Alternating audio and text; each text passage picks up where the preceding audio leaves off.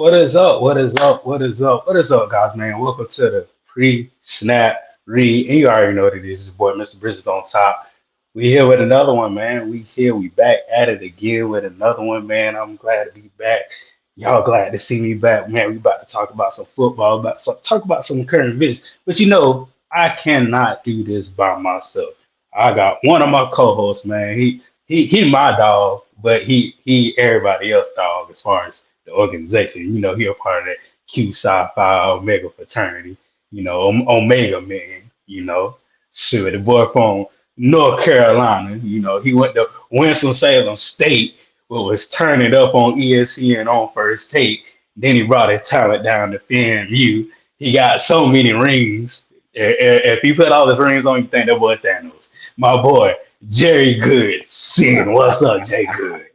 What's up, dog? What's up? That boy said, I got so many rings like Thanos. You are wild. Bro, you do. Hey, bro, if they see your ring collection, all you just gotta do is like this on the step of my fingers.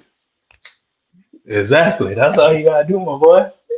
That's all you gotta do. So, what you been up to, man? Working, man. Getting ready for this SWAC championship, dog. Getting ready for the Florida Classic. Hold on, Jerry. What, Jerry? Say that one more time. Get ready for the what? For the people that didn't hear, Okay. we're getting ready for the SWAC championship. Okay, say that one more time for the people in the back that just coming in church. One more time. The conference that we just got in. What was it about 3 years ago? 3 years ago. 3 years ago, and we're already headed to the SWAC championship. The goosebumps ran all through my body. I saw a little shit talking going on, man, online talking about how do we get a trophy? Like when they start doing trophies for the divisional championship. I'm like, dog, if your team ain't never had it, you wouldn't know nothing about it. Talk your talk, Jay. Talk your talk. Keep that same energy. Because it's funny, bro. It's funny that we only been in the SWAT for not even 5 years. When Dion was there, Dion's like gone. Yeah, y'all talk about that Dion era. Dion gone. Dion gone. Hey, bro, can we move into the SWAC first? Like, no, Jerry. This so bad that volleyball got a ring in the first 3 years. We about to get a ring in the first 3 years. Track, baseball.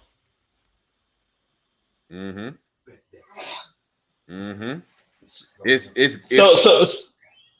working, dog. So, Jerry, for these other schools, what is your excuse? Oh, we SWAC. Oh, hold up. Somebody corrected me. Tennis got a ring. Hold up. Shoot. So like we dominating in all sports, and we the number one public HBCU. I don't know what that excuse is, man. But I know excuses are tools. They're tools now and of their competence. So if you want to consider yourself incompetent, hey, that's what you gotta go by then. Because we not one of those schools. We don't use tools. It's like you into a crib and you ain't got time to settle down yet. You just let's go ahead and make this money. Yeah, bro. We went into the sale and we the head honchos. Whew. Hey man, where did I do that at? And I forgot cross country. And then hold on, Jerry. The list just keep going on. Go. Oh, that was not this year. I think it was last year. Like the list just keep going on and on. We just dominating all around. We just got to get basketball in shape, bro. Because basketball is. Hey, Rome won't build in one day. You know what I'm saying? It takes You're time. right. You're right. We gotta get that back. We gotta get that basketball on the track. I think LeBron need to have some more influence in our basketball organization than what he's doing right now. At least somebody from his camp. You know what I'm saying? I feel so. Heck yeah. Hey Jerry, shoot, I went to PV homecoming. Yeah. PV PV pretty straight, man. I ain't even gonna lie to you. PV pretty straight, man. You know, Yeah. I'll actually go there again. Now Now Texas Southern. let me ask you this, because you know something that's been going around in the sweat these past couple of games. These teams have been losing their homecoming. Did they win homecoming at least? They actually won homecoming. They actually won. They actually Glad to won. hear that. They Glad to actually hear won. They actually had some festivities outside of the football stadium. So I really I enjoyed PV's homecoming. that. Okay. Just how I enjoyed it. Who they Now, play? did they play UAPB? I think. I Oh. think. Yeah. They played UAPB. I think. But I enjoy PV homecoming. So people in PV land, I enjoyed your homecoming. So there you go. I did enjoy the festivities, but it ain't like FAMU. So you know what I'm saying. I don't think it's gonna be a lot of schools, man, that's have a homecoming like FAMU, to be honest with You're right. You're right. you. A lot You're of right. schools. Yeah. You're right. But let talking about culture and homecoming and all this stuff. So let's get this topic on and popping right here, man. North Carolina A&T fan base said their culture is slipping away. So we all know, the people that have been following HBCU football, A&T was a powerhouse. You know, they was winning games, they was winning out of conference games, they was beating FCS teams, and they was doing their thing. And since they don't have their coach that they used to have no more, and there's a whole new regime, they haven't been winning the games they supposed to. I'm guessing the culture is not there as far as playing non HBCU traditional teams. But Jerry, my thing is this: as a devil advocate, why are North Carolina A&T fans not being more supportive of their team? If the culture, if we talking about culture slipping away, the fan base creates the culture. Last time I checked. Whoo! Ooh, the fan base. I mean, I'm not gonna lie. The culture is big on the fan base, but it also is dependent on the band. Also depending on the atmosphere. It's a lot of things that go into that culture, man. And for me, I feel like the reason the culture has changed. Let me put it to you like this: we all have had friends. Me and you both went to HBCUs. We all have had friends from high school that decided to go to PWIs. Yeah. And when you link back up with some of those friends that went to PWIs, they act a little different than what you act. Yeah. So what I'm saying is, like, when you engulf yourself into a PWI conference, you're gonna lose some of that culture that you already have in the HBCU conferences, man. So I think that's why he feels like the culture is slipping away, because you're engulfing yourself into another conference with PWIs where that culture is not represented well in other schools or institutions. Gotcha. But needless to say this, I mean, I know a lot of things have to do with winning. So I think if they would get back on the track of winning, I think the culture would come. But regardless of that, the culture shouldn't change. I'm not gonna lie, dog. I don't think so, bro. Because you're not playing, like, your culture is dependent on your opponents too. Like, for example, even at Bragg, the atmosphere at Bragg is different when we play West Florida versus when we play Alabama State. Granted, I do grant. But Jerry, can I say this? Because you was at the game. What in the majority of the stadium full when we played West Florida? Even if it was the first, third game, like it was the third game. I mean, the stadium being full, I don't know if that's not the only part of the culture either, though. The energy gonna be different, bro. Because think about it, you got the band from Alabama State versus the band from West Florida or the band from Lincoln. Like, come on, dog. It's a whole different atmosphere. You know what I'm saying? I understand that. Jerry, I completely understand what you're saying. But if you have home games and you're playing football and you have home field advantage, you should take pride in that home field advantage No doubt. because a lot of arguments been going around like, oh, these fan bases don't travel, so it don't pack up the stadium. But the fan base shouldn't have to. Their away fan base shouldn't have to travel to pack up the stadium. The fans of the home team should pack up Mm, the stadium. mm. The fans of the home team should pack up the Ooh. stadium every time. Just like Bragg. Bragg be packed every time. Orange and green. Orange and green. And you see the speckles of the other team. That's Every a fact. time. You ruffled a few feathers saying that now because you know the SWAC is known. Hey, you know our team travels. This team travels. This team. Well, okay. Granted, Southern, they do travel. Jackson State, they do a good bit. They do a good bit. I mean, traveling down, I can see traveling down to Miami for Jackson State. That's a stretch. But damn, the deal was there. Everybody went. But I don't see how they get. I'm not gonna lie, dog. You make a good point. It's not our job to pack a visitor's stadium. That's your stadium. Like, why your fans not coming to the game? Like, we pack Greg every week. Every week. I bet you it's gonna be packed this game too. Yeah. I bet you. But that's my thing. Like y'all had like people have these arguments about your fan base didn't come. Well, if you had a true legit fan base and you had a true legit home field advantage, it shouldn't matter if they team come. You should be like, we want to pack our stadium so much where we only have 100 seats left for y'all. And that's it.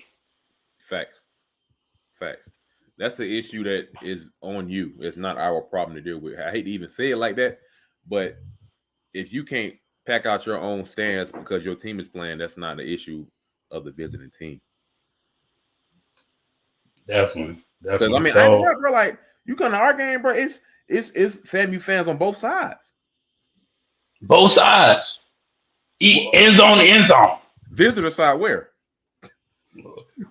Last time I checked, when I was in athletics, Jerry, you could test the same thing. They said both sides is home side. That's what they told me. They said both sides are home side. So it don't matter if the team was on the student section side or it mattered on the team it was on the alumni side. Both sides are home. To be real though, bro, like I can't like these other teams winning, like you said, winning is a big factor. So some of these teams aren't doing as well, so they're probably not going to have, the same turnout. Like for a team that's 0-for or 1-7, 1-8, anybody want to go see them games. So that's understandable, but you gotta have a strong fan base that is willing to support, even call it support. I remember when we had lost, we was 0-4 before we won 6 games straight at Winston. It was people in the crowds like, man, y'all suck, man. Fire the coach. Get a new quarterback. But they was there. They were there. You know what I'm saying? They was at the game. Yeah. They paid for the ticket. So, I think Jay Brown made a good point, man. That's like it's not our job. It's not your job to fill out another team's stadium. Yeah, like it's not. I mean, granted, like we like going there or we like seeing other people's schools. Like, granted, that's good, but at the end of the day, like 9 times out of 10, if a game going on, the family playing at home, I'd pack my packs and go to fam. Just to be honest with you. I'd rather pack my bags and go to fam, see familiar faces, see people I ain't saw in a little minute, regardless if it's homecoming or not. I'd rather just go to Bragg. That's just me. I just don't get it. That's another point, bro. Like the game, football is only one aspect of the game. You know what I'm saying? The experience at Bragg is more than just football. Football, we have an amazing team. I'm not taking nothing away from that. But what I'm saying is you go to Bragg, man, you get the band, you get, the atmosphere of the game is way different. It's louder. Mm-hmm. You know what I'm saying?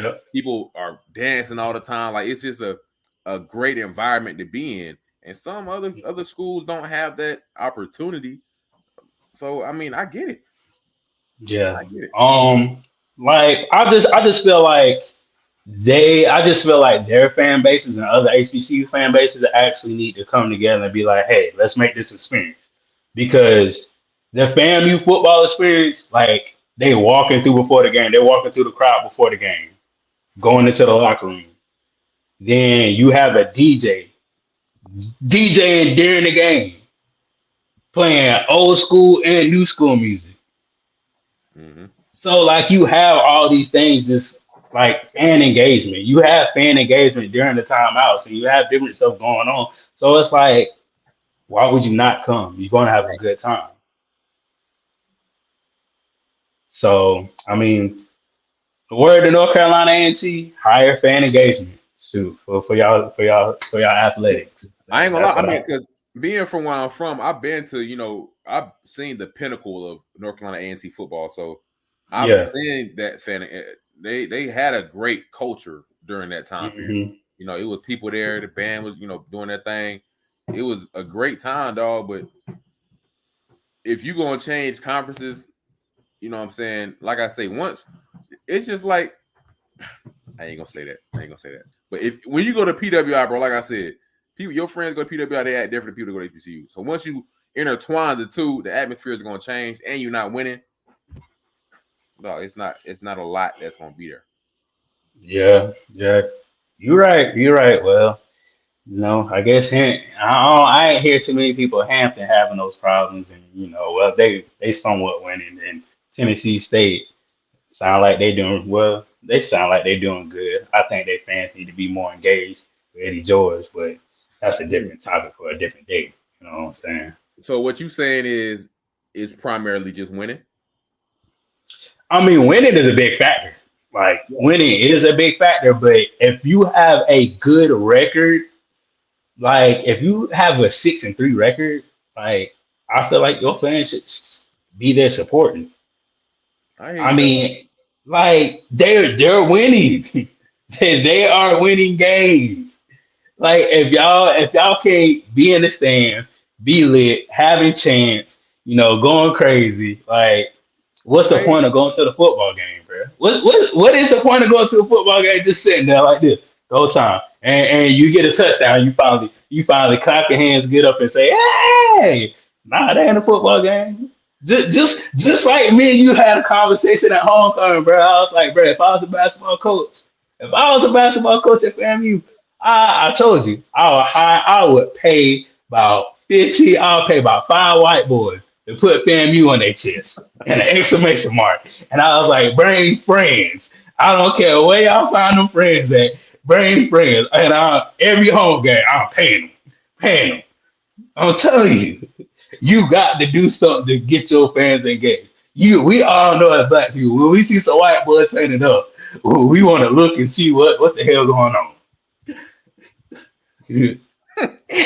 Jerry, am I right? I feel you, but I don't think Brad need that. We already got a good. I ain't saying Brad need that, but I'm just saying, like, you be like, oh, they lit over there. Oh, I want to go over there. As a student, you be like, oh, they lit over there. I want to go over there in their section and talk some junk.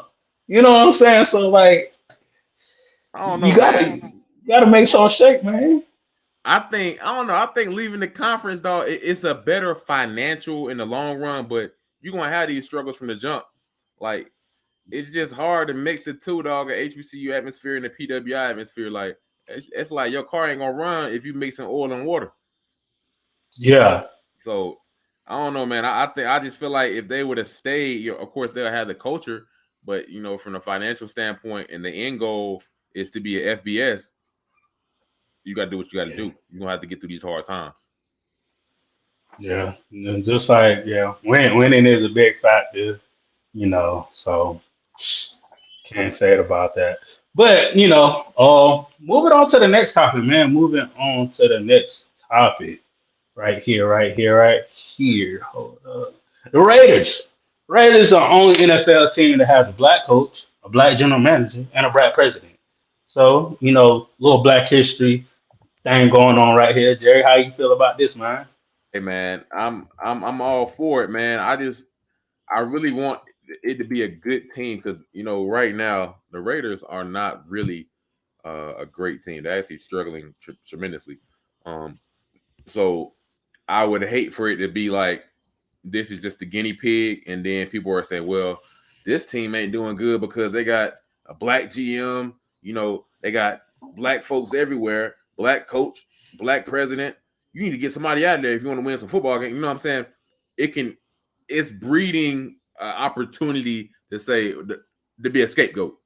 And I don't want them to say that that's the reason why this team is losing. In all actuality, this team does not have a quarterback. The quarterback is hurt. It's like a lot of different reasons why they're not winning the game. But, just the point of them having these three people running the organization, I love it. I love that. I actually wish more organizations did this. And I say this because it's almost like college football, man. If you take a look at things, the tables are turning on who's becoming head coaches and who's being valued in college football. Because you have a population of 70 and up % of people that play your sport, they're going to want to play for somebody that looks like themselves, somebody they can relate to. So I think it's a great idea. What you think? So I think it's a great idea. Hold on right quick, because I'm campaigning right now. Hey, Miss Body, sure, how you doing? If your son ever want to take a visit to FAMU, we can make that happen. You know what I'm saying? So, yeah, don't, yeah, we can definitely make that happen. So, just holler at me. Hey, Miss Body, I moved to Houston now, so I moved to Houston. So if we could talk now, we can talk offline, Miss Body. Just I had to put my disclaimer out there. Hey man, do your thing, man.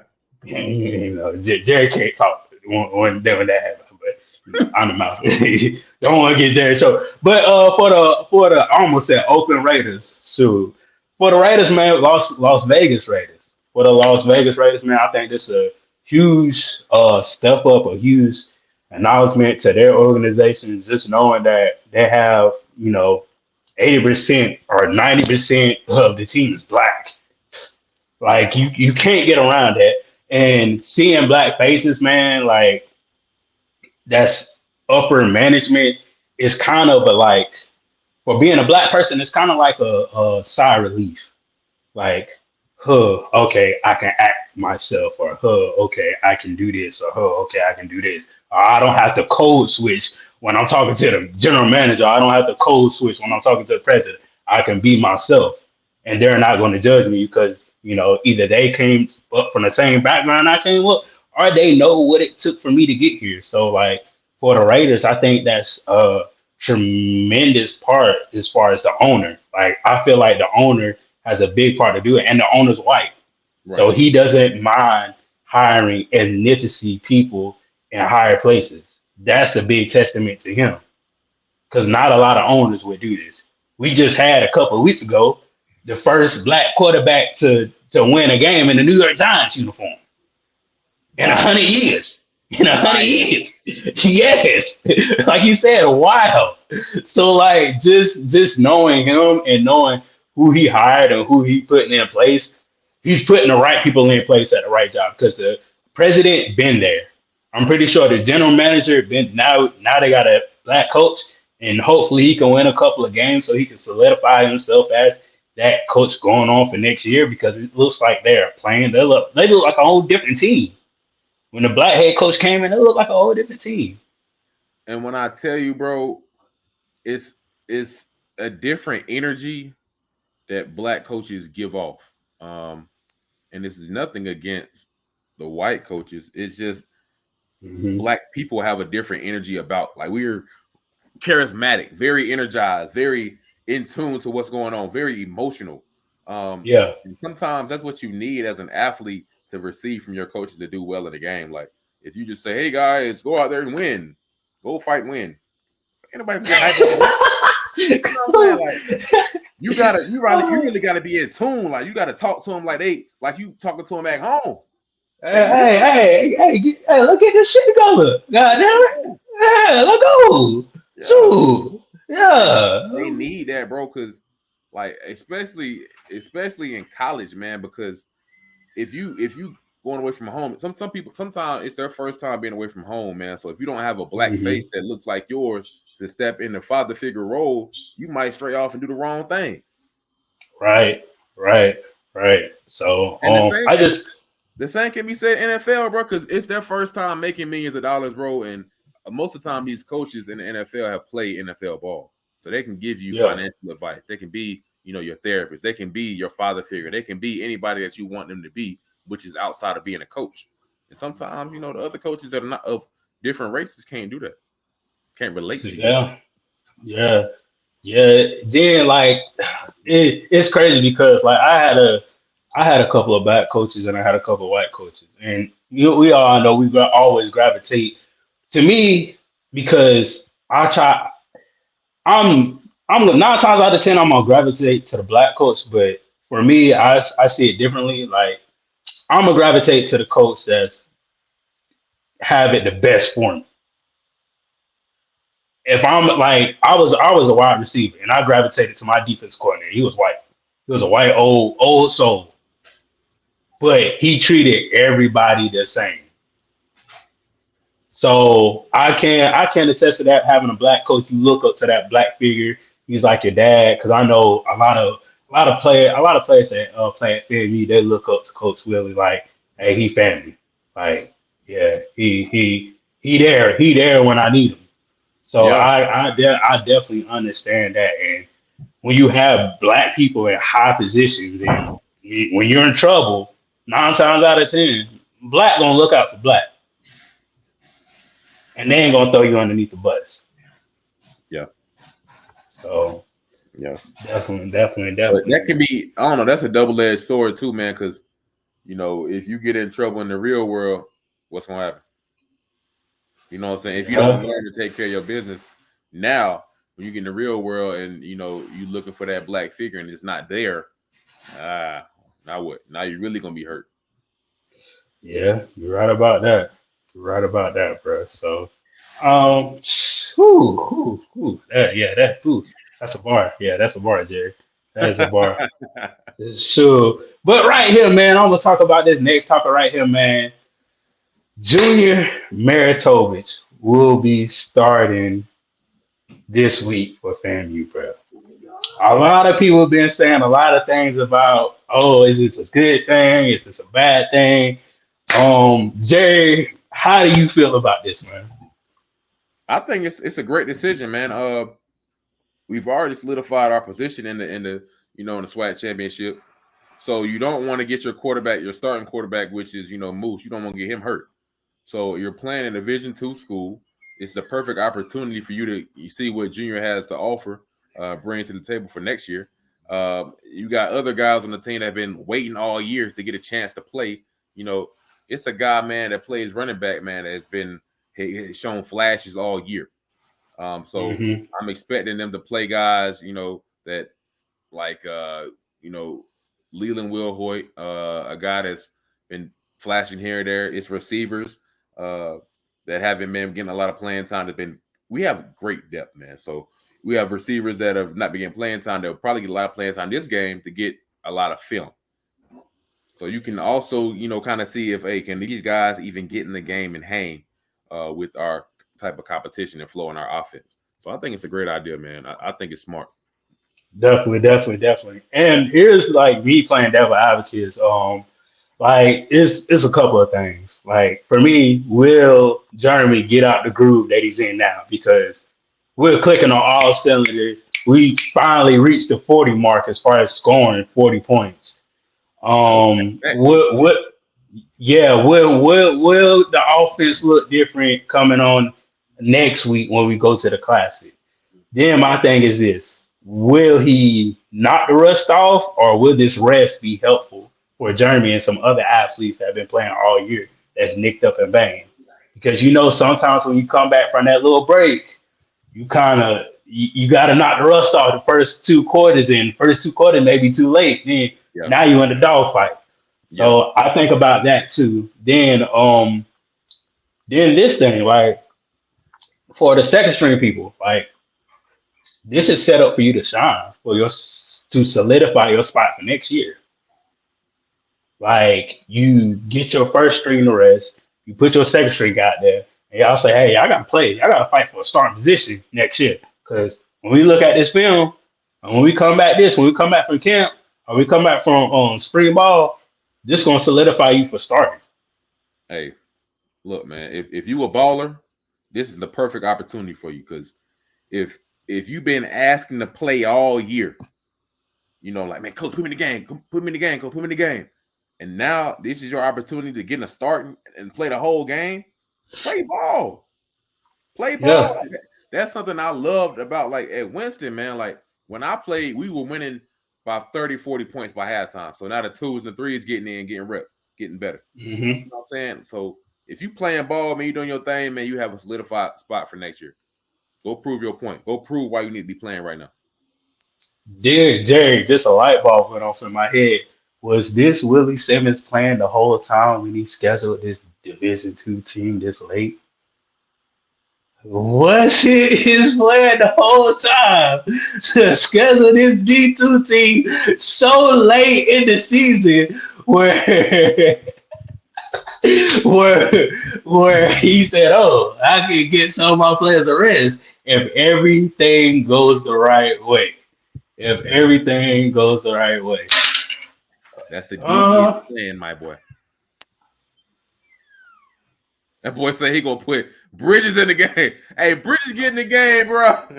Hey, trust me, if I'm getting in the game, I'm talking cash money the whole time. Oh, what's up? Hey, I'm about to run this route. Jerry, I'm about to run this route, and I'm about to kiss the ball on you. Yeah, I did that. I did that a couple of times. I'm about to run this route. I'm about to catch the ball on you. No good and well. Yeah, I did that. Man, Jerry, I told people what route I'm about to run this route, and I'm about to catch the ball. Because me, I went, Jerry, to be honest with you, I wasn't that fast. I really wasn't that fast, but I knew how to run my routes. Ooh. I knew when to see them hits turn, break out. Then hit that little chicken. Yeah, then hit that little chicken wing. So you can't extend. You gotta hit that little chicken wing on.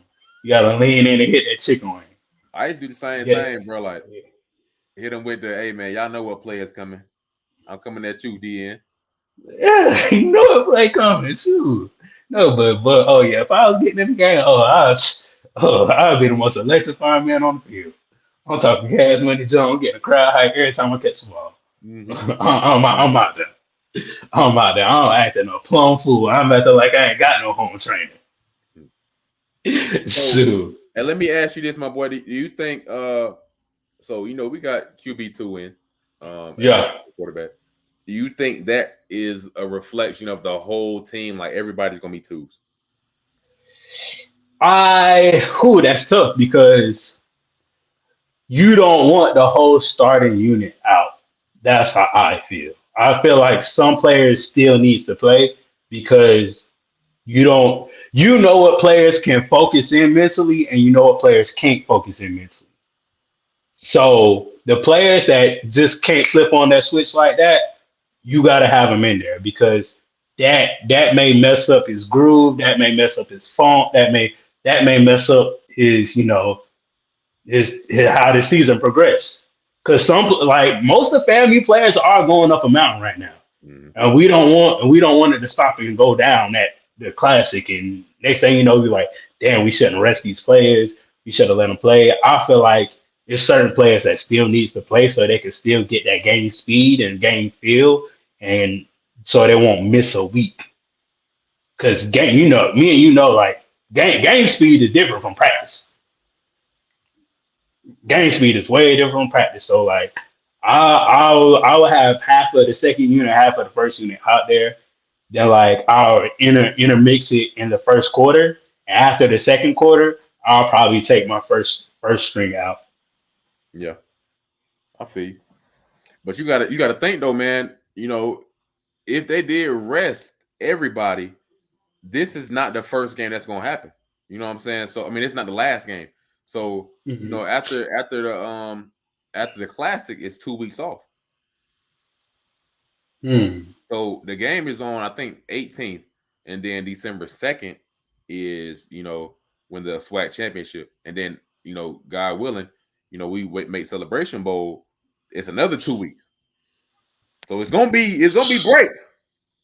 Ooh, yeah, that's a lot of breaks, boy. Yeah, I ain't even gonna lie. That's a lot of that's cool. You got cool. Yeah, I ain't gonna lie, Jerry. I know me. My mind be everywhere. Yeah, all them breaks. We got too many breaks, coach. Then we got to come back and play football, coach.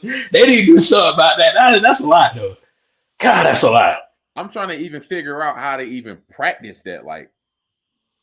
Yeah.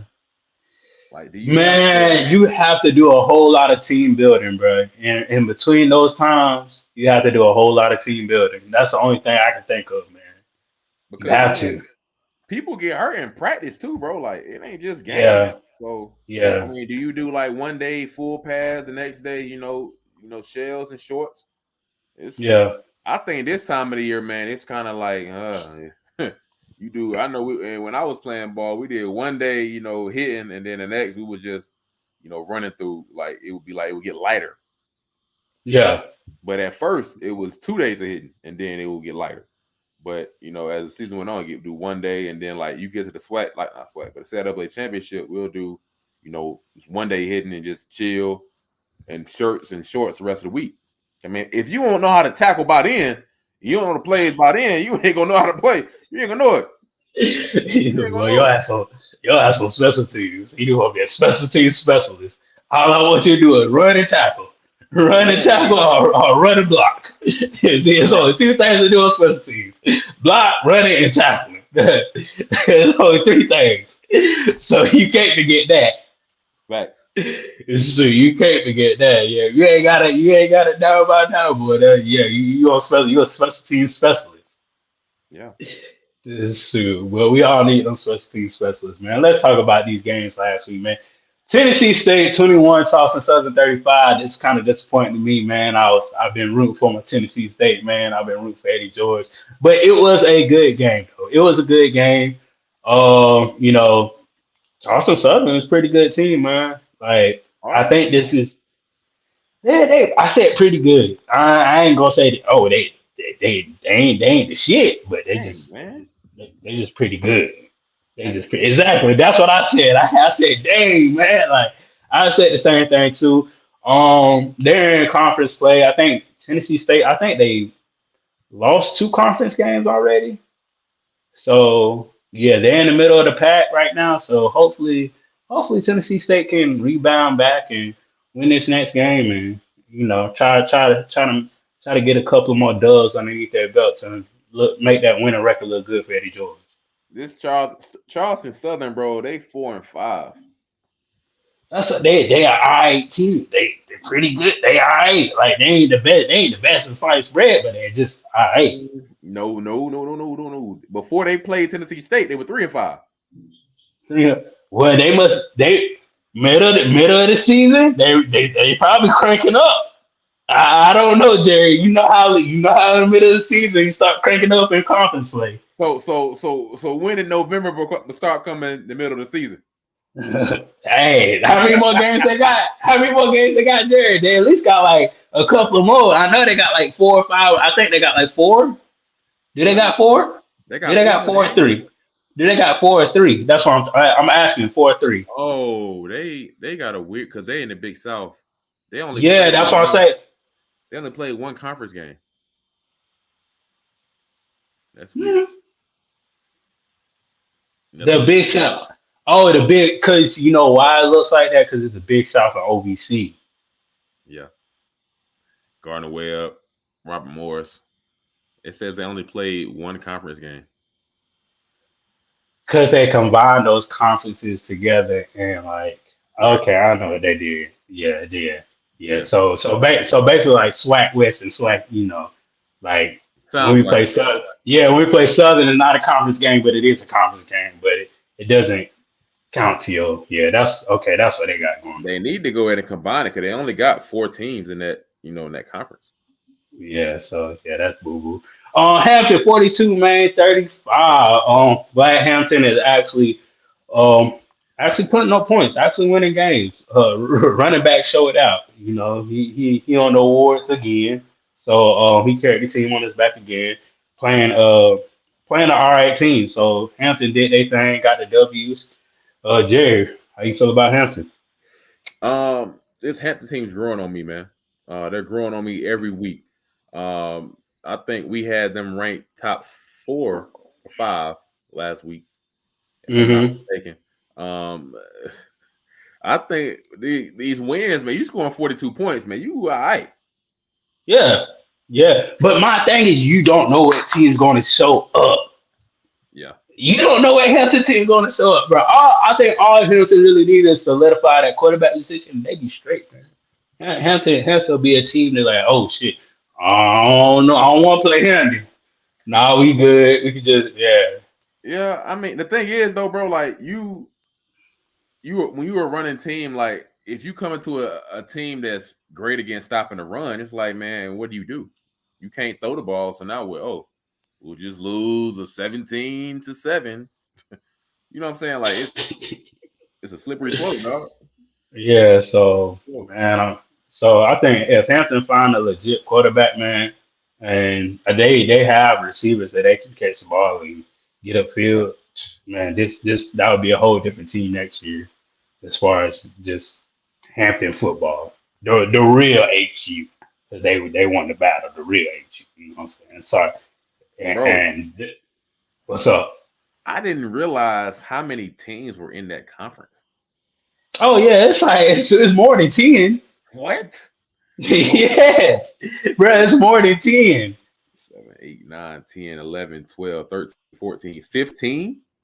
Yeah, I don't know why they and somehow, some way, Tennessee State might as well come to the SWAC, and North Carolina Tennessee State might as well come to the SWAC, and North Carolina A&T might as well come too.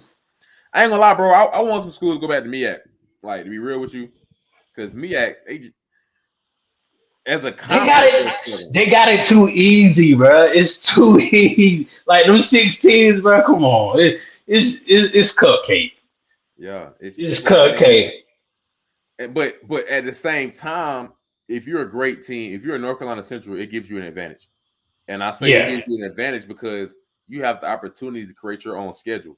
You can create your own schedule. You can play teams like Campbell. You can play, Gardner-Webb. You can play teams that are not too far away to give you good competition that would actually be better than the MEAC teams that you're facing.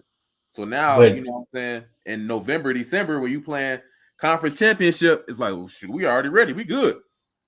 But Jerry, can't every team in the SWAC at least play one FCS team? Oh, yeah, one? What? Yeah. Oh, that's all I'm asking. At least play one. But I'm saying is Central playing 4 or 5. Yeah, you're right. They are playing for even South Carolina State. They ain't scared to schedule people. Yeah. So I mean, it makes these teams stronger. If you're already a powerhouse, but then at the same time, if you're losing these games, it's hard to recruit because it's like, damn, y'all boys won 4 games, but y'all were 3-0 in the conference, 3-4-0, 3-1 in the conference. Like, y'all are not really that good overall. Yeah, it's a double-edged sword. Yeah. So, but shout out to Hampton. Shout out to real HU. Then we're gonna talk about the other HU that didn't do too good. You know what I'm saying? South Carolina State. Still 27. Them Bulldogs. Then wow. Howard 24. Wow. This is a huge win for South Carolina State, bro. It is, bro. It is. What we talked about yesterday. They did them pass the peas, bro. That's what happened. Them Q dogs went on the field and they start doing them pass the peas. Jerry, you might have. I don't know if you were there, Jerry. You were probably down there passing the peas with them. Dog, I wish I was there. My LB was out there passing the peas. Hop the little fence, the little thing, and everything. Bro, I'd be so. That's the only thing I was like. I swear, when I first saw that little kid, I thought it was everything. But besides that, South Carolina State, man, they running game, bro. They running game solidified this game. I'm talking about with Jerry. When I say NCAA video game numbers, toting the rock, that boy was toting the rock, and he's only gonna get better every year. So if you don't surround him by a good offensive line and actually get a quarterback that can pass the ball over 150 yards instead of 9 yards, 14 yards, 20 yards. South Carolina State can compete with anybody if they put the right players in the right place. And my thing is this, Jerry. Most of your recruiting is from South Carolina, so it's not even that hard to find a quarterback that can throw it. Yeah. Yeah, I mean, honestly, bro, I don't understand the recruiting process now. If you have a quarterback that's one dimensional, I'm not gonna make it though. And unless he got a cannon and your receivers can't get open, and you got a good offensive line, I don't mind that. We could put an extra tight end. We can make that running back and block. I don't mind that. But 9 yards. That's bad, bro. So do you think it's the quarterback or do you think it's receivers? Or O-line? I don't that is a good question. I have to ask Kobe. Cause he probably can answer that better than me because I only watched a couple of games. But like I don't even think he passed the ball like that. I don't think they give him the well, if they're not giving him the opportunity to, it's the reason in practice why he's not getting the opportunity in the game. You're right. And the reason I asked that, bro, is because I just watched the a monstrosity of a game last night with the Carolina Panthers and Chicago Bears, and I'm trying to decipher in my mind what is the reason why we cannot get the ball moving on offense. Is it receivers, the O-line, the quarterback? What is it? And but for Carolina, it's the O-line. He get hit every time, bro. Shoot. I told you, if I'm the quarterback, I'm cussing everybody out. Forget you. All 5 of y'all. And my thing is, bro, like you can't even judge the coach, like the play calling, because if you don't have an O-line, you don't have anything. I can't call a deep ball because we ain't gonna have the time to throw it. So I really can't even judge how good you're doing as a coach. All I can call is slants and hitches. That's all I can call as a coach to pass the ball. The only time we run is slants, hitches, and screens. And the defense can catch on just like that if you only gonna run 3 passing plays. Shit, it didn't take them long. They won at 7, 1 and 8, whatever the hell it is. Man, I don't even want to talk about that anymore. You're about to piss me off. I almost hopped in the car last night. Oh boy, yeah, Carolina need to get that jump together. Yeah, this year y'all need to draft some offensive lineman for that boy. Y'all go get that boy killed. y'all go get that boy sit right on 95. Shoot, Cam Newton injured ass. Shoot, it ain't no better than the goddamn Atlanta Falcons. They don't know who to start. The past 2 years, they've been benching quarterbacks, starting quarterbacks, benching quarterbacks. They don't know who to start for quarterback. Terrible. Sure. And talking about quarterbacks, man. This game, shocking. I don't know. Grandma was going up a mountain. And they came down on a roller coaster. Boy, yeah, it must be 6 Flags over Gremlin or something, because they was so high and mighty in my eyes that they just exactly.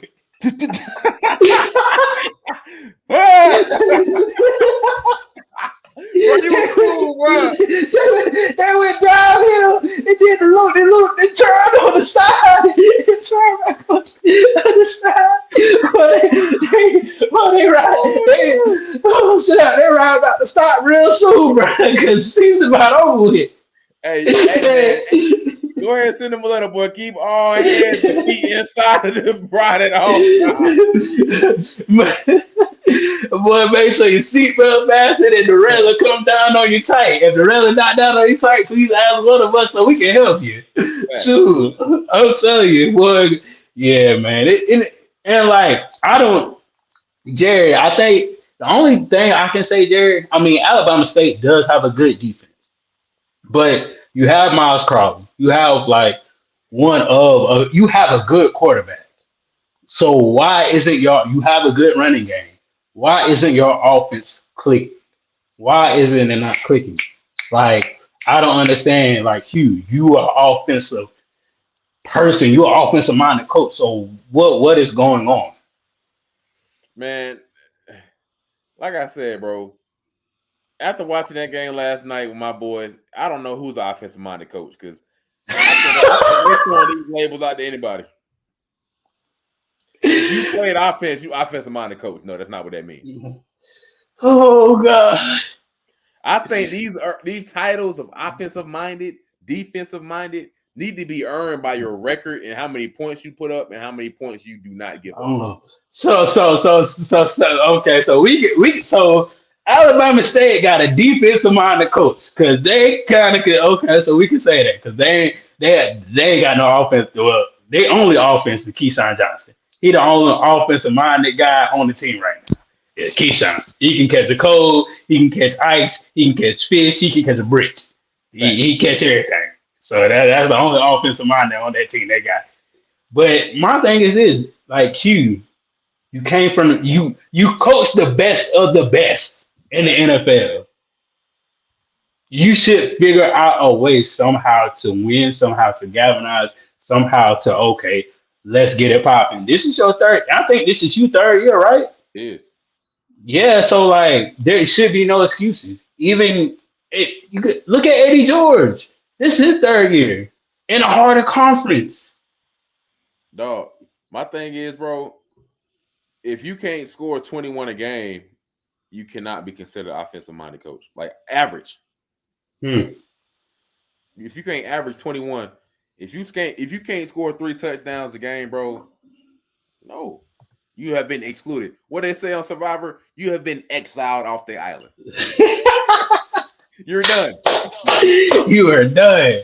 You are done. Hey, I know one person that's an offensive minded coach. And I can tell you right now how many he averaged. If you want me to tell you. Yeah, and that boy I need that Rattlesnake Willie. Rattlesnake Willie. That boy averaging 26 points a game. And how many points he averaged the last 2 games? 40 something in the 40s? In the 40s? Okay. Just making sure we're on the same page. And we getting it done on all 3 phases. Special teams, defense, and up. Man, come on now. That boy went out there and averaged a Jackie Robinson for 2 games straight. Play ball. Coach like, hey, let's go Jackie Robinson this day, guy. All right. All right, but man, it's crazy how just a roller coaster what Grambling been on. Then Alabama State, I feel like they're heating up at the wrong time. In the beginning of that season, I think that's when they needed to heat up because that was their bulk of their conference games. Yeah. But I mean, it's always a silver lining in that because you can look at what you're bringing back next year. You got a chemistry that's coming back, and a new league that's coming back to have a better season next year. So, gotcha. And this next game right here, boy.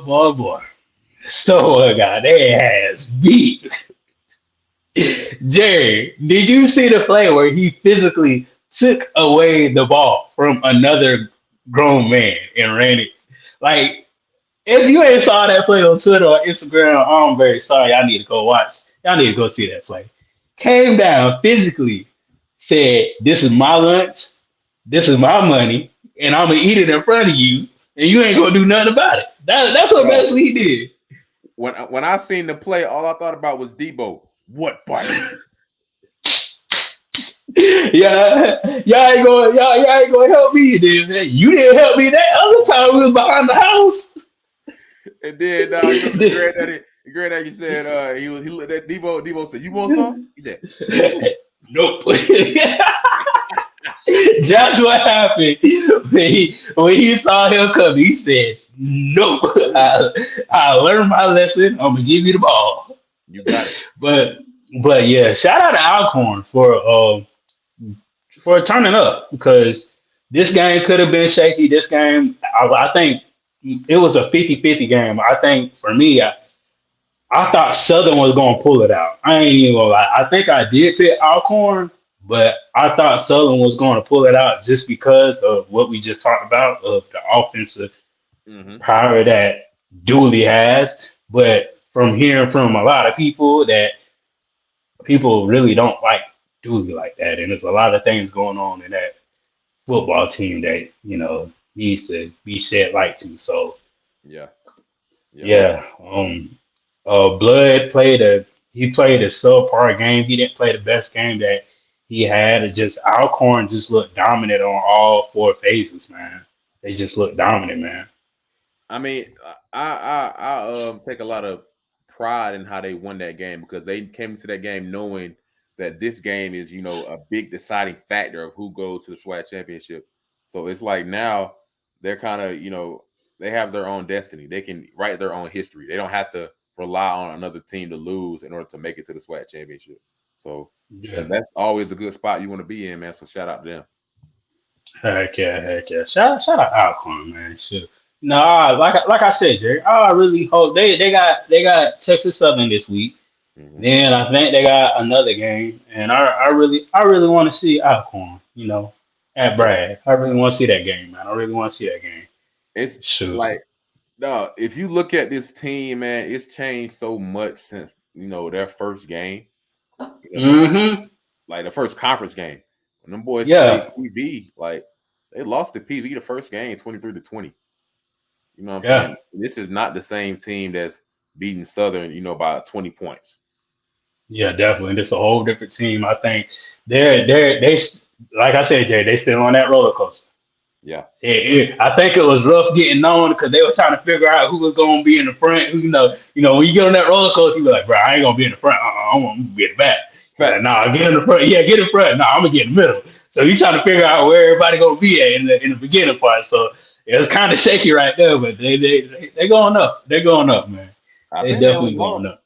They only lost one conference game, right? Yeah, they only lost one conference game. Wow. So yeah, but they still have to win out though. They still have to win out. Yeah, they have to beat Texas Southern, and I think I don't know their last game, but they have to. Well, who they play the last game? They got Jackson State. Oh yeah, they got beat Jackson State. Jackson State. Hey, you talk about a team that's on the come up. I think they on the come up. Yeah, they getting hot at the end of the season. They getting hot at the end of the season, even though it's not like the seasons from the past. Jackson State is actually having a pretty good season. So Yeah. to have that record for Coach TC Taylor, that's outstanding for his first time coaching, being a head coach. Right, exactly, bro. Like when I play ball, like at Winston, it's like your fans get accustomed to a certain level of play. You know what I'm saying? If Mm-hmm. Alabama only wins 8 games, it's seen as a bad year. So at Winston, Yeah, I think we went 9-2, and I think we lost in the playoffs. But like we went 9-2 regular season, that was not enough. They were like disappointed, like fire the coach, fire everybody. Like dog, 9 God wins. damn. Nah. Well, I feel like that Tyrese video. What else do you want from me? Boy, what else do you want? God dang. Hey, Well, how about y'all break our ass down here and coach and see what we get for y'all? Yeah, how about that? Because the tables turn when y'all start coaching, y'all start calling plays, and it look like Boo Boo, and you have everybody out there looking like Boo Boo the fool. Boo boo the fool. Yeah, come on now, come on now. Talk about this game, man. North Carolina Central pulled it out again. It was a tough game. 38-24 against Norfolk. Norfolk really fought this game to try to knock North Carolina Central off. Richardson played a good game, like he always do. Carried the team on his back. But yeah, this was a good game, Jerry. This was a good kind of back and forth game. But North Carolina Central either played either 3 quarters, 2 quarters, or all 4 quarters. You know how North Carolina Central is. I think they just like FAMU. They play certain quarters, then they don't, or they play all four. Yeah. I mean, if you look at this game, and I think didn't it go in overtime? No, I don't think it. No, I don't. No, this it, game. it got close at one point, Yeah. and this is not what a lot of people expected from a 2-7 Norfolk State team. I think early on in that game. I think the quarterback got hurt, and then Cameron Sapp, which was a player from FAMU, ended up coming in the game. And he played decent. You know, he had a pick. He threw 2 touchdowns and had a lot of rushing yards. He did decent. But you know, when you lose your quarterback, man, it's kind of hard to kind of rekindle that and go win the football game. But it definitely shout out to them for playing against North Carolina Central like that and kind of almost shocking the world. Yeah, bro, because that definitely would have been like a dagger in their armor or a dagger in their, you know, win and loss record just if Norfolk pulled that out. So shout out Norfolk, and actually shout out Norfolk basketball. I think they start, especially the girls. The girls been balling out they past 2 games. So shout out to the Norfolk girls. They've been doing good. And you know, shout out. Well, I haven't even looked at Jackson State girls. Shout out to them 2 teams, man. Shout out to them 2 teams. As far as the women's side of basketball. Definitely. And Southern pulled out an upset too. I forgot who Southern played, but shout out to Southern men basketball. They pulled out an upset, so shout out to Southern. Southern men's, they played a Power 5 team, didn't they? Not Power 5. I think they played. Either it was like it started with an N. I don't know. I may be wrong, but I know Southern played a Power 5 team and they beat them. So definitely shout out to Southern. I know because I was talking about that with somebody yesterday. They played Louisiana Christian and they played UNLV. Yep, that UNLV. Ooh. Yep, there you go. Thank you, Miss Body. Thank you. Yes, you go. UNLV. Yeah, thank you, y'all. Thank you, UNLV. Yeah, you know what I'm saying? So yeah. Wow. Shout out to them, man, because that's big. When you play those games and beat those teams, that's big, man. That lets you know that you're that's a group of five, Jerry. Group of 5. Yeah. UNLV. Yeah. But shout out to them though, because like playing those teams get you seeded in that tournament. That's what Jackson State is doing. So when you play those teams, and you know, even far as Jackson State girls and Norfolk girls for basketball, when you playing those teams in early and you're winning, that's what they look at. Okay, we can kind of seed them higher. They don't have to play the number 1 team. Maybe they can play like the number 3 team or the number 4 team. So those are the games you need to play to get yourself solidified in that tournament. So that upset alert right there is tremendous, man. So shout out to Southern basketball for real. Yeah, that's because right now that's Southern football ain't looking so hot. So hey, I might as well allow that basketball team right now, boy. Might want to funnel some money in that basketball instead of that football right now. Them boys, they got Arizona on Monday. So ooh, that's tough. Ooh. Arizona. Yeah, seeing Arizona a good basketball program, so bro. Yeah, that's tough.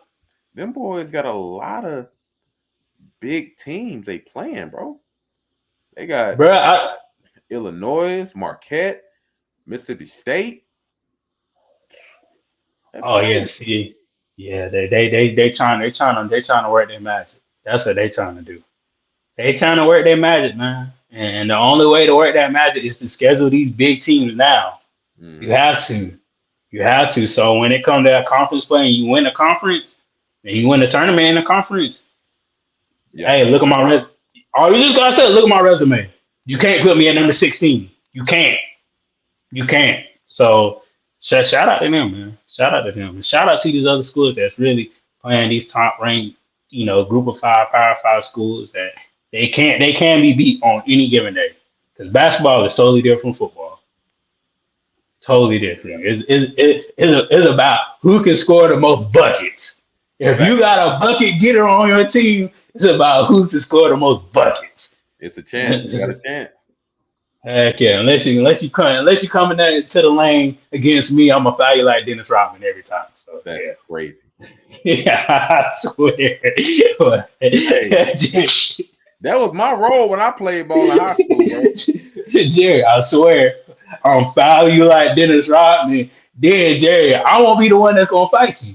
My teammates gonna fight you. I'm just gonna walk off. After I fight you, I walk off. Because I already know what I did. Coach told me, he said, you got 3 hard fouls. After those three, you can't foul no more. he said you can't foul nobody hard no more because you gonna get people to fight. So I was like, okay. Hey, so every quarter I found somebody hard. I just didn't found nobody in the fourth quarter because I already knew that the rest was gonna look at it, they was gonna probably take me. So I was like, okay, I got first quarter, second quarter, third quarter. All right, I Bro, got three hard fouls. when I was playing, bro, it was like a man playing with kids, bro. I used to like doing jump balls. I would take the ball and just like shake them off the ball, bro. They'd be dangling and everything and false. Yeah. Jerry, because you big as you bench pressing like 500 pounds. That's why. Shoot. Bench pressing like 500 pounds. Shoot. So that boy Thanos got the rings. Yeah, that is very beautiful boy. Bad boys Detroit. Yeah, I was like that. Hey, hey, we ain't having that today. No, Yeah, sir. not having that today. Not in my house. But last game that we're gonna recap, man, FAMU versus Alabama A&M. Jerry, I was kind of it was kind of shaky at first, Jerry. They kind of had me. Jerry, I ain't even gonna lie. I know you was there. They kind of had me like. And whoever did the recording of that game is horrible. It looked like I was watching a bootleg movie, bro. Yeah. Jerry, I heard it was bad. Jerry, it was like a bootleg movie. Hmm.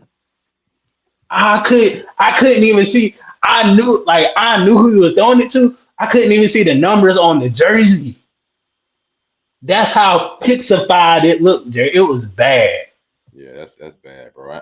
But what I heard when I was there, bro, the Wi-Fi had went out. So the Wi-Fi was messing up. So that was messing up the connection. They weren't even really on, the streaming channel. It's just they didn't have the Wi-Fi connection strong enough. That's just it. I was looking like this, Jerry. I was like, okay, who that? Okay, I know that Musa, Right. and I know the short receiver. That's K Dot. Okay, now I just gotta figure out everybody else. Facts. Okay, I was literally like that, bro, the whole game. Like, just, okay. Then when I went to PV, they ain't got no signal, so I couldn't even watch the game. Didn't even. I was just praying the whole time I walk around. I was like, I hope we won. I hope we won. I was praying the whole time. So, but I look back at the game, man, fam, all four phases, all three phases, special teams, defense, offense, tremendously did a good job. Jerry, I know you was there, so I'm going to let you take it. It was great, man. Great game. It was close in the beginning. I think it was 14-17 in the first quarter. And then we kind of took off from there. It got a little bit closer later on, but it was still kind of out of reach by the time they tried to get back into the game, man. It was a great ball game, great calls on offense, great plays on both sides of the ball. I think the special teams play, I think that was Lovey Jenkins, if I'm not Mm-hmm. mistaken. He got I think a kick return, punt return, one of the two. He took it back to the crib. That's huge. That's energy. That's a boost of confidence. It's like, hey, we ain't even got to get on offense to score. So huge game, man, by them. And keep it up this week and take it all the way into the championship. Heck yeah, man. Those special teams play can capitalize the team, man. Like it makes the offense feel comfortable where it's like, okay, now we can relax. We don't have to play tense or we don't have to make this throw or I don't have to double guess myself or making or messing up. Right. So, them special team plays really do help out. Like they Yeah. do tremendously. Then it gets your defense hype. So once your defense on that high and they hype, man, is everything just clicking right after that, man. So Mm-hmm. shout out to FAMU. They did a tremendous job. And for Alabama A&M, there for your old coach. What is he gonna stay another year? Like how do you feel about this situation with him? I don't know if it's even in his hands, honestly, which is a bad case for anybody. But I do believe in his ability of coaching. I just know that those guys, man. I talked to one of my old coaches, man, Coach Bull, where he was telling me that they had another quarterback at the beginning of the year, and some stuff had happened with him, and that was the guy. That was the guy that they really wanted. Was Hmm. kind of banking on, and he ended up, I think, doing something, and he's not able to play right now. So It's kind of like they got a second string guy. He's still able to get the job done here and there, but it's not really what they were looking forward to this year. So it's kind of up in the air, man. What's going to happen next year? What's going to be happening next year, man? But we'll see.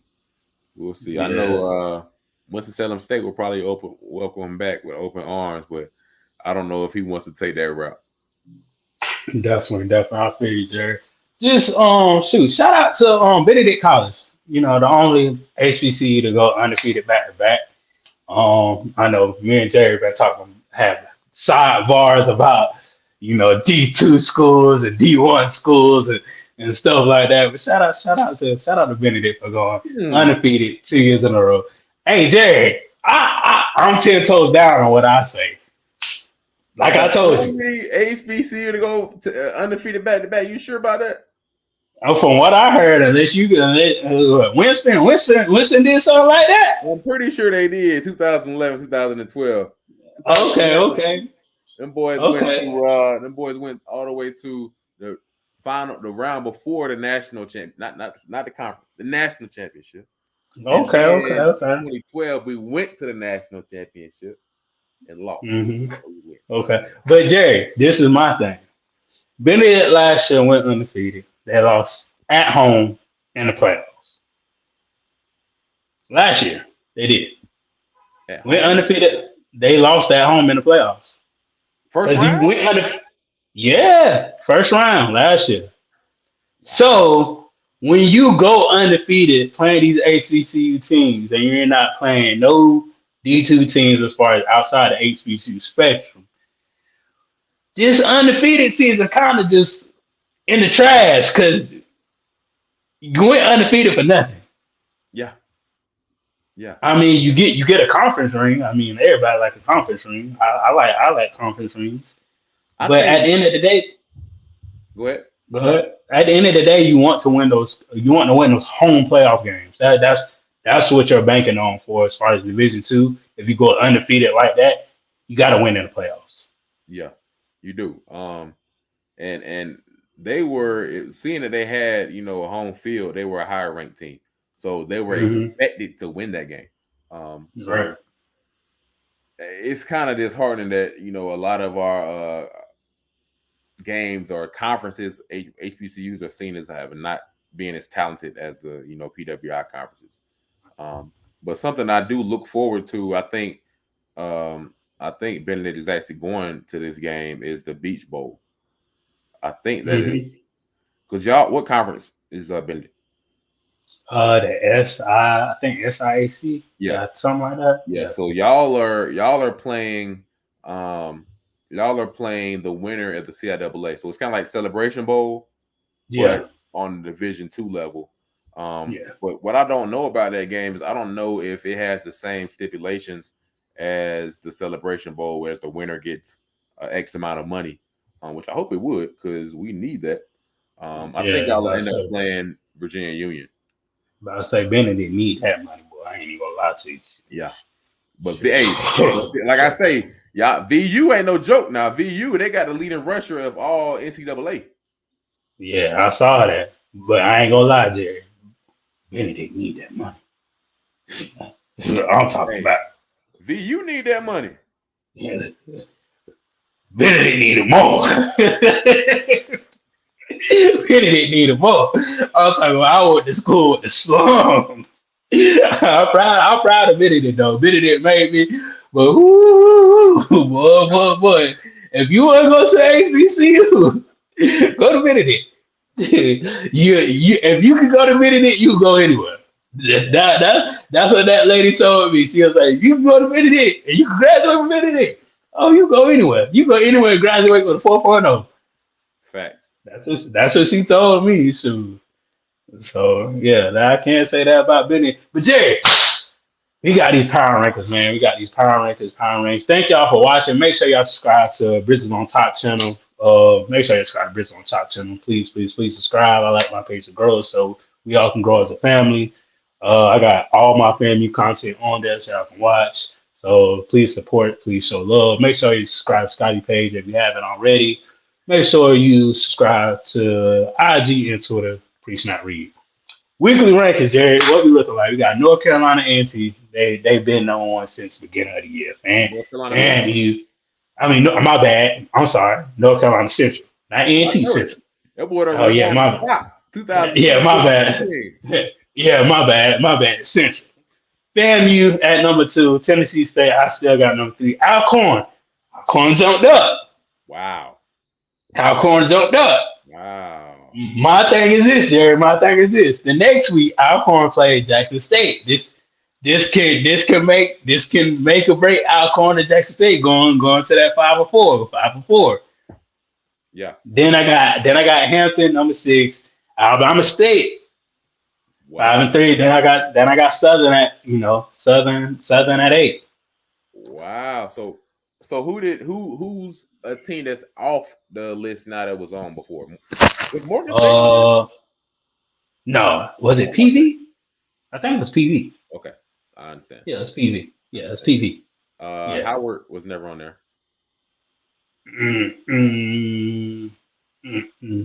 Okay. I'm thinking we had somebody else. Maybe I'm mistaken. Southern just got put on there. Okay. Southern. No, hold on. Southern was already on there. Alabama State was the only team that was not on there. Oh, okay. Yeah. I think Hampton, man. I don't know. I think Hampton can give somebody that's above them a run for their money. I think so too. I think when they win this next conference game, I can probably put them up there. You know what I'm saying? So, like I said, Hampton is playing. Me personally, Hampton is playing in the vet division, hands down. But I mean, wins or loss does count. But like, they have to keep winning them high quality games and get put up there. Yeah. So, like for me, Tennessee, them top 3 right there, like the top 3, or you can say kind of the top 4. If they play head to head, they're all interchangeable. Because, I mean, okay, the 2 top dogs are 2 top dogs. But at a neutral site, not at Bragg, not at North Carolina Central, not at Alcorn, the Braves, and like if everybody was in Atlanta, who would come out on top? Yeah.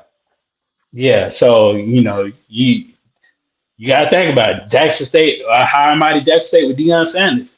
Yeah. Went to a neutral site game both times and took an L. So like these 4 teams are kind of interchanged. Like even though like you don't want to see North Carolina Central or FAM on their best day, but what about if they play them on a 50-50 game?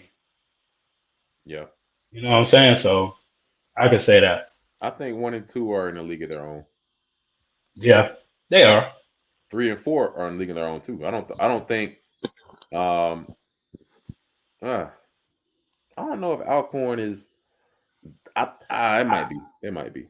Alcorn is iffy when I see them next week play Jackson State, but still at the end of the day, they got to beat Southern. Yeah. They got to beat Texas Southern. They have to beat Texas Southern. But at the end of the day, once they play the Jackson State game, I can see, okay, I can measure them more. I'll say 1 and 2 league of their own, 3, 4, 5, and 6 are in the league are like interchangeable. I think those are. Gotcha. 7 and 8. Yeah. 7. If they would have started the quarterback now, they kind of would have been better. Kind of would have been better off. I can say. You hate when teams find their identity at the end of the season. Yeah, it's just a way low key, and how everything is rolling right now is a waste of time. Because to be honest with you, it's like what could have been. Could have been the records. Coulda, woulda, shoulda. Right. Yeah. So. Yeah. Heck yeah. But the ball gonna keep rolling. Keep on rolling. Oh, hold on, Jerry. I just messed up. I didn't even announce it right.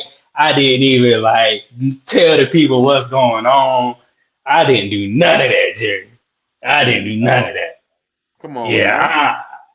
I'm messing up. If people don't know what time it is, well, you're about to know what time it is. because it's the only award show that get better and better as the show goes on. It is the City Boy Awards. City City, boy. City boy, city boy, city boy, city boy. it's the City Boy Awards, god dang it. If you don't know the City Boy Awards by now, you're gonna know it this week, god dang it. You're gonna know it this week. And we got some City Boys for it. The rules of the City Boys, the stats gotta pop out to me. They gotta win the game. If it's a crazy stat and they lose the game, I still gonna put it up there. Still gonna put it up there. Still, it's gotta be crazy though. They gotta have crazy work. Right. But City Boy Awards, you come in the club, go to the VIP, all drinks free. Everybody gonna love you. Shoot, Jerry, you want to start out? I don't want to start out. All right, cool. Yeah. We got Aaron Allen, quarterback at Alcorn. 19 for 30 for 263 for 3 tugs. Yeah, my boy was playing ball. I want to say he had a little bit of rushing yards too. Yeah, he did. Good, man. He's turning up for them boys, man. That was, like I said, that was a huge game. And that kind of solidified, not really solidified, but gave us a sneak peek of who we think is going to go to that SWAC championship game. So shout out to him, man. And keep doing your thing, man. Y'all control your own destiny. Definitely. Jay Howard, running back from Alcorn, 18 carries, 128 yards. 128 yards. He did his thing, man. Shoot, he kind of carried that load, man. He definitely carried that load for the team. Both of these players put the team on their back and say, "Hey, we got to win. Right. We definitely got to win, man. We definitely got to win." Go ahead. Alcorn State's kicker, Ani K, 3 for 3 for field goals. 37 was the longest one. 5 for 5 on extra. He ain't missed nothing. He ain't missed a dang thing. And he got 14 points, Jerry. That's wild. Jerry, I was strolling through the stats. I was like, 5 for 5. 5 for 5. Then Jerry, that's his extra point. Field goals. Everybody talking about, the SWAT don't got no field goal kickers. 3 for 3. Longest 37. Real deal. Most of the SWAT kickers can't even kick it past 20, 25 yards. Right. So, Right. Yeah. Man, we got Conley. He ain't did good the last past week, but he did good this week. God dang it. And they're homecoming. Quarterback for PV, 18 for 29, 305 yards and 1 tug. And this boy out here balling. He was. You got Shamar Savage, wide receiver at PV, the guy that was receiving the ball from Conley. 8 receptions, 136. Whoo, yeah, he was getting a lot of targets, a lot of passes, carrying the ball up and down that field. Heck yeah. And Jerry, I'm gonna go ahead and let you get the last two because you play at running back. So I'm gonna just go ahead and let you get the last two, my guy. Hey, Elijah Burris, 14 carries for 173 yards. Not 1 touchdown, not 2, not 3, but 4. 4 touchdowns for 173 yards. Hey, my boy's playing good ball, man. Boy's playing good ball. He had let's see. How many did he average per carry? He averaged 12 yards a carry. That's the first down every time he get the ball, dog. And Jerry, my thing is this: you only touched the ball 14 times. Yeah. That's crazy. Well, it's not a lot of tackling going on over there. That's what I see. Not a lot of tackling. A lot of just missed tackling, arm tackling, and just messing around. It's like the same thing was going on at South Carolina State too. Them boys. Yeah. Jawan Howell, 27. It's the young boy now. This the young boy, 27 years. Freshie. Fresh out of high school, 18 years old. Ain't got hair on his chest yet. 27 carries, 283 yards. Boy, I feel like James Brown in this thing. They doing a mess around. Not James Brown, Ray Charles. Ray, not Ray. Yeah, Ray, the mess around. Doing the mess around. Boy, they messing around on the field, boy. They messing around. Wait. That's crazy, bro. That's crazy. Yeah. First down too. Every time he got the ball, he got 10 yards. Where did they Bro, find well, him, man? I don't know where they found him in the slums in South Carolina. That's where they South Carolina. that's where they found him. Because most of their team is from South Carolina. I ain't even gonna lie to you. And some of their team from Georgia. He a dog, bro. Yeah, he really is, bro. Where is this at? High school. North Carolina? Ooh. Oh, he from North Carolina? Well, what part? Ooh. What part? North Carolina, yes, sir. Okay. Oh yeah, he eating. He eating. Real? He eating. Yeah. He had hold on, bro. What? No, this can't be 1 year. Bro, tell me it's 1 year. Wait, this is senior year? Yeah, about to say. And no, it's not 1 year, but it's still crazy. The 1 year stat is crazy. He had 1,811 yards rushing. He had a 79-yard run, 22 touchdowns. God dang, they just out here letting them score. They playing two-hand touch out there. Bro, he had 9 games with over 100 yards. You only got 10 games in high school. And Jerry, my thing is this.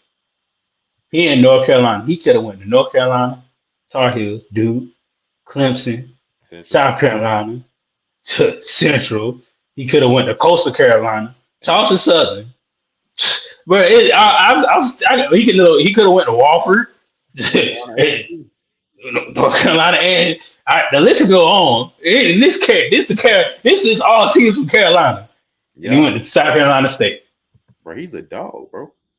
Bro, it's funny how you miss these dogs out here, man. Wow. It's funny how you miss these dogs, man. Oh, he was committed. Wow, he was committed to a Division II program. Oh, wow. Somebody ain't doing right, bro. What's going on? Man, slipped through the cracks, bro.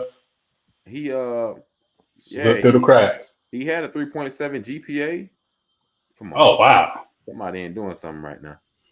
Yeah, see, yeah, somebody in there. Yeah, see, they slipped through the cracks, man. I know this one linebacker, man. Shoot, he want to go to FAM, and he got like almost a 4.0 GPA. He the leading tackler in his conference as far as I think he's one of the top leading tacklers in the state of Florida as far as top 10. And he want to go to FAM, and FAM ain't picked up the phone. He done seen all this stuff, but everybody else calling him. North Carolina Central, Bethune, some HBCUs out here. Like, it just sometimes you just slip through the cracks, bro.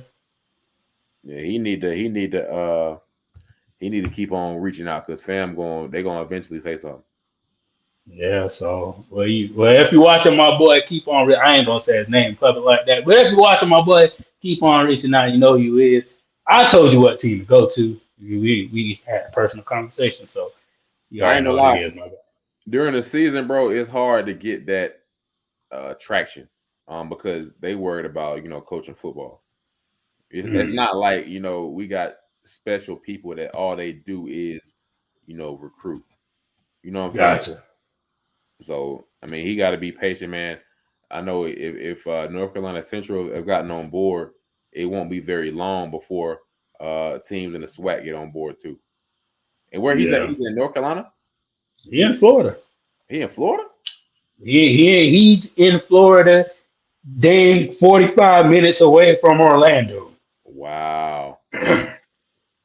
Done visit fam and all. Well, he went to a game? Done visit fam and all. Crazy. But that ain't my place though. It ain't. Like your mama said, stay in the child's place. Fact. Stay in the child's place. Go over there in that room. Exactly. Hey, my place. Go over there and go to that room while you busy. And shoot, I'm about to mind my business for the game this week. Games of the week. That's what we about to mind our business on. So this week, man, we got a slew of games. Tennessee State 6-3. First East Illinois 6-3. I think this would be a good matchup for Tennessee State. It's not at home. Their game is on ESPN Plus at 12. Jerry, I'm gonna just run through the games and I'll let you pick what game you like to watch and what got to say about a couple of these teams. Hampton 5-4. They play William Mary 5-4 conference game 12 o'clock ESPN plus. Norfolk 2-7. They play Delaware State. Game of the slums right here. That's all I gotta say. Game of the slums. It's on ESPN plus. Morgan State versus South Carolina State. South Carolina can get another dub. Give Buddy Pugh at 500. Try to get Buddy Pugh at 500 before he leave out. That's all you can ask for. Then we got Alabama A&M 4-5 versus Bethune-Cookman. I think Bethune only won like 1 or 2 games. That game at 12 o'clock. Alabama State 5-3 versus Mississippi Valley State 1-8. Game at 2 p.m. Then we got FAMU playing Lincoln. Shoot, at 5. Then we got Grambling 4-5 playing UAPB. That game is today at 8 on 8 Eastern Standard Time on ESPNU. Mm-hmm. Yeah, so what games are you looking forward to as far as this week, Jerry, as far as these games? Tennessee State game, of course, man. I'm looking forward to this Tennessee State team, man, keeping things on the up and up. This East Illinois team is a good team. They have a pretty good team in their conference as well. So it's going to be a good matchup and good time for them to be able to show, what they have at hand and what kind of players they have across the board. They've been winning these games that are not HBCU games. So it's like these teams are becoming great teams. Who else we got? Other game I like the Hampton and William Mary game. Both of these teams are 5-4, which is pretty decent. I don't remember William and Mary having a great program. But I guess they're having a decent year. But I'm expecting Hampton. They're a basketball school. Right. Yeah. But I'm expecting Hampton to kind of take this win.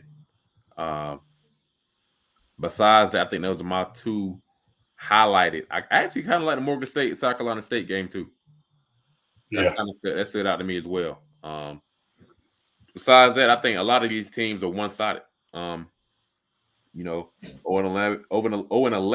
What? They played 11 games. I guess so. Shoot, that's what their record said on ESPN. Hold on, dog. Unless I looked at it wrong. I don't know. I might have looked at it wrong. It might be, but I mean, I think it's I don't know, but those are the games that stand out to me. What you think? Like you said, the top 2 games, Tennessee State and Hampton. I think those are conference games, so those games mean something to them boys. They got to win their conference. You want to solidify yourself as a conference threat in the conference when you play in those games. So definitely you gotta win these games, man. You gotta, even though they're away, you have to win these games so you can press people, especially the HBCU people, because they telling you to come back to the conference. But win these conference games and shut people up. That's how I feel about that. You gotta shut people up by winning games. So do what you gotta do and win these games. And Morgan State and the South Carolina State game. This is Buddy Pugh last year. I feel like if you get him at 500, he'll be satisfied. And they've been on a hell of a roller coaster ride. From 2 years ago until now. So just you at South Carolina State, so you're comfortable at your home. You got to put on for your city, man. Got to put on. Definitely got to put on. Then we got these next group of games right here, man. These are the notable games I look into as far as what usually the best games of the week that you can look forward to. So that's how I feel about that. I didn't really break down the game, but we're gonna talk about this. Yeah, the first one. Go ahead, Jerry. First one, you got North Carolina Central 8-1. They're on the up and up. Darius Richard having a hell of a year. Also, you got some running backs that's having great years as well. Versus the Howard team, they're coming off of some tough losses, and so they're fighting. They have a chance to get things back together. I think this team is looking to kind of rebound. For them, to me, like Howard has to first contain Darius Richard to win this game, man. Get some pressure on him and stop the run. And also, like, you got to score some points, man, because this North Carolina Central team, man, if I'm not mistaken, they're averaging in the 30s like FAMU. I look back at FAMU. I think I said earlier on this show we were averaging 25, but that's actually in 2022. 2023, we're averaging 33 points. So I think this North Carolina Central game team is averaging around 30-something points a game as well. And you got to match fire with fire, pressure with pressure. So you got to score 30 points as well. What you got, Ron? Definitely, they gotta contain them. Like they gotta use that old Alabama philosophy of containing rushing quarterback. The defensive end has to contain, and the two like defensive tackle man, he gotta put pressure on him.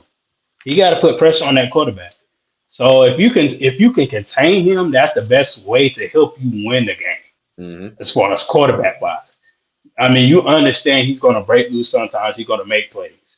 Given that, you gotta be like, hey, it's going to happen, but we got to stay focused. Right. So if you Howard, you got to stay focused, man. You got to stay focused, like you said, Jerry. Put up points. Put up points. If you Howard, North Carolina Central, Coach Oliver, he know what he said during the MEAC day. He was like, no, I don't want to see that rematch again.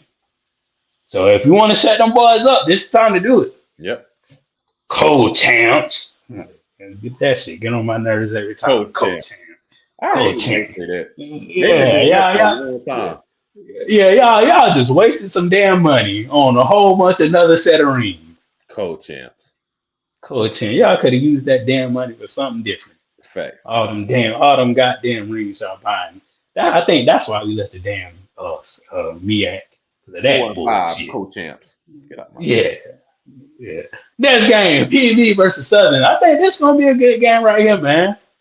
PV just come off at homecoming. They won their game. Southern just got an ass whooping. So is Dooley gonna be Dooley? Is Dooley gonna be doodling the plays that ain't gonna be working, or he gonna be drawing on the plays that will be working? That's the real question. Yeah. I think it's going to be a good game too, man. Southern is still trying to have that fighting chance to go to the SWAC championship. So this game is a huge game for them. And these teams have similar records. So it's like the talent dispersed like between the two is not too far off. But I think Southern, to me, has the better overall team. In my point, they do. They have the better overall team. I just feel like the coach don't be clicking at times, bro. It just don't be clicking, man. Like I don't understand what Southern like. Maybe they just need a whole new makeover as far as coaching wise, but they do have the better team, like hands down. But I mean, it may. I don't even know if it's Southern senior night. It probably is because it's the last couple of games coming around. Because their last game is at in the where the Saints play at. So I think this may be their senior night for them. So hopefully Southern can somewhat pull it out, and you hope PV can run off that high at homecoming. So yeah, so we're gonna see what's up with that. And this last game right here, this is a trap game. This is a trap game. Yep, she said. Yep, Southern. Yep, it's senior night for Southern. So yeah. Last time for them boys to play on that Southern field, turn off the lights, because I think y'all the only school in the SWAC that turn on and off the lights, which is dope. Yeah. So so definitely Southern got to muscle up something this week, man, for real. But this last game is a trap game. I feel like Texas Southern just found a groove at the last minute, man. They really have, and they've been scoring points. I mean, from watching them play from that FAMU game until now, like the past 3 weeks, I think they've been playing pretty good ball and been competitive. Mm-hmm. They've been competitive. Mm-hmm. Yeah, that's the main thing you want to look for, man. As long as you're competing and you have a team that's 2-7, 1-8. Those type of teams, as long as you're competing, man, you have something to build on because you're not but a player or two away from winning those games. So I think it's going to be a tighter game than what the record would expect. But I still got Alcorn winning this game. I think Alcorn is going to take it a distance. Yeah, but my thing is this, Jerry. They playing on they. And actually, this game is on Sunday. It's not on Saturday. Right. This game is on Sunday, so that's kind of weird for having a game on Sunday because, like, you got to change it. You got to change up your routine. Yeah. So that may be a big factor in both teams coming into that game. And it's kind of weird, man, because if you're playing on a Sunday, you kind of shift not only this week, but you're shifting the next week as well. Because most in NCAA rules, you got to have 1 day off per week. So most teams take Monday off. But if you're playing on a Sunday, you're going to use that Monday to review film. Have off. Right. To review. You got to do something. You got to review the film and go to treatment. And then you're probably going to have Tuesday off. Then you have Wednesday, Thursday, and Friday. And it's you throwing off the whole dynamic of the week, dog. That's tough. Yeah, so I don't know. Yeah, I think it's. I don't know if they're playing in the soccer stadium, but I think that probably has a big factor to do with it. Them playing in that soccer stadium, which they can't play, Saturday, so they got to play Sunday. So that has a big factor to do with it. If you're Texas Southern, that means you just need to get a new stadium. Yeah, because if you got to play. So, because for me, that's so inconvenient for your fans to travel there and to play there. It's so inconvenient. The stadium is nice. Yeah, the stadium. But see, the playoffs. Soccer got a playoff game on Saturday. So now you got to move your game. Texas Southern, you might as well just go ahead, write up some documents, try to get your own stadium, man. Because that's too inconvenient. You working around somebody else's schedule now. Yeah. Man, y'all just need to demolition that field or demolition them seats and try to build up your own stadium where y'all can be comfortable and y'all can do what y'all gotta do. What would have been ideal was, if you had a late bye, you know what I'm saying? If you playing this game on a Sunday and you got a bye week the next week, that's the ideal situation you would rather do. But it's late in the season, man. It's kind of you got to do what you got to do. You got the next game up. So, man. Next game up, next game out. Shoot. That tends to wrap up the week, man. Jared, what you got going on this weekend, man? This weekend. At the game, my boy. We at the game. We had the birthday party at the Lincoln versus FAMU. What's up? 0-11. Yes, sir. I don't think that's right, bro. That can't be right. Bro, I don't know. Sometimes I do be rushing doing these things, so it may be wrong. It may be right. But that's wild. Hey, fun fact about Lincoln, bro. Gary Payton is the basketball coach.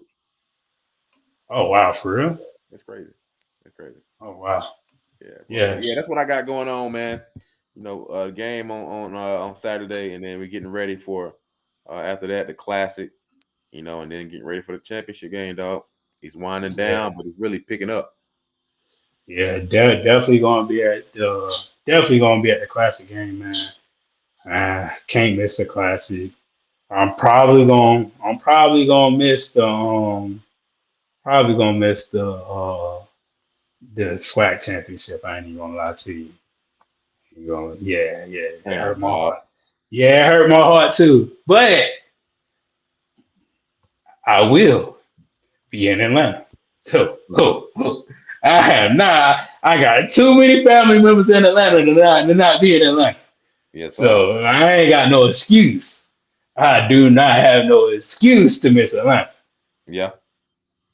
So heck yeah. Man, thank you for all the people that's been watching from when we started to now. Thank you for all the people that's been tuning in. Thank you.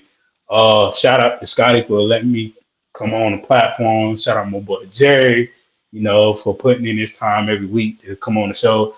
Shout out to Robin. I know a lot of people haven't been seeing Robin on our show. She's been busy. She got a whole bunch of stuff. Hopefully she'll be back, I think, next week, Jerry, or the week after that.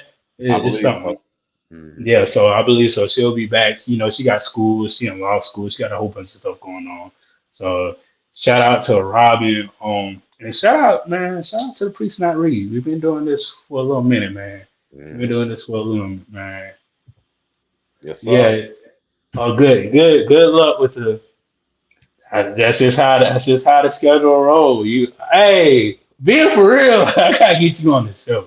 I gotta get you on the show. Good Lord. hey, Jerry, I ain't gonna lie. She picked Bam to lose every week. I was like, but she don't care. I was like, Jay, for real, she don't care, bro. She picked Bam to lose every week. She want to see our downfall, bro. No, That is good, bro. all the time. But it'd be good though. But some people be taking it serious, bro. Like I'd be like, damn, you can't even give us one game. What? I was like, come on. All I know is she been wrong. What 8 times? 8 times. I thought she was been wrong the whole time because she picked bad to lose every time.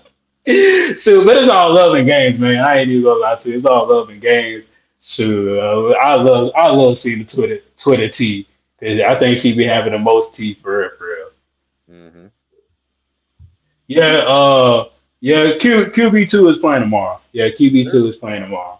Yeah, so Mariota, don't sleep on Mariota now. He's really nice. He really like that. He'll do it that quarterback. He's sunshine for real. He might put up 30 points on the board. Sunshine. But shoot, thank you for watching the Pre-Snap Read, man. Y'all go out there, watch our ACC games. Peace, love. Oh.